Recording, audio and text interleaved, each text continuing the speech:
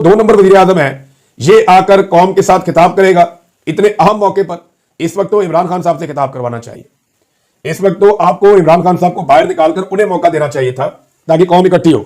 तो कौम को तकसीम करने का जो पहला फैसला किया गया वो ये किया गया कि जाली अर्दली हुकूमत के अर्दली वजीर आजम से कहा जा रहा है कि आप कौम से खिताब करें। अब उनके खिताब के बाद कौम तकसीम दर तकसीम ही होगी, कौम के इकट्ठे होने का कोई इम्कान नहीं है। अभी भी जब इंडिया ने पाकिस्तान पे अटैक कर दिया है तो इस खानदान के किसी फर्द ने नरेंद्र मोदी की ललकार का जवाब नहीं दिया।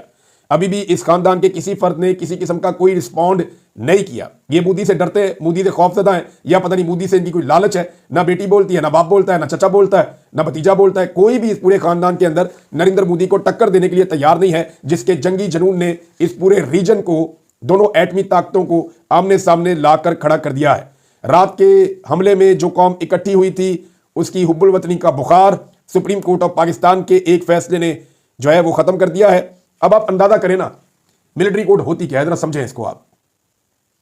देखें, एक मिलिट्री का जनरल कह रहा है कि हमारे साथ बड़ी ज्यादती हुई है, दूसरा जनरल कह रहा है हमारे साथ बड़ी ज्यादती हुई है, तीसरा जनरल भी कह रहा है, कोर कमांडर कॉन्फ्रेंस हो रही है, सारे जनरल कह रहे हैं हमारे साथ बड़ी ज्यादती हो गई है, एलामिया जारी हो गया।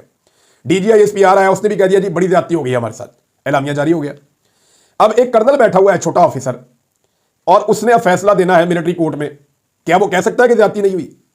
कॉमन सेंस की बात है ना, सादी सी बात है, कॉमन सेंस की बात है कि सारे बड़े बड़े अफसर कह चुके हैं फौज के कि हम विक्टिम हैं, हमारे साथ ज्यादती हुई है, हमें मार पड़ी है 9 मई में, हमें इंसाफ दिया जाए। और इंसाफ के लिए केस भेज दिया जाता है उनके इंतहाई जूनियर ऑफिसर के पास।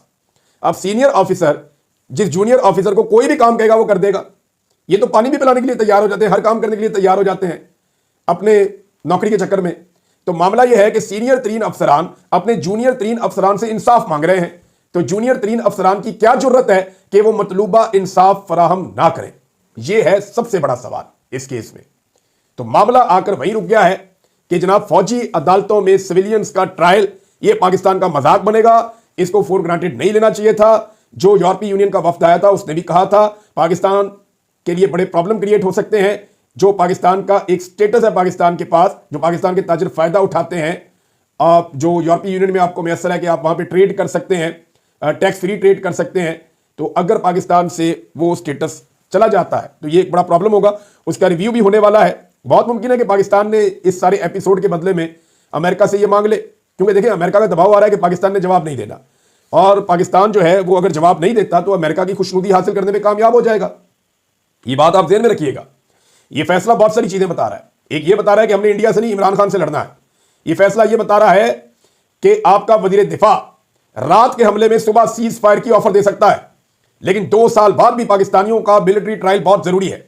यानी रात को हमला करता है इंडिया, सुबह आपका वजीर दिफा बदला लिए बगैर क्या कह रहा है कि हम सीज फायर के लिए तैयार हैं।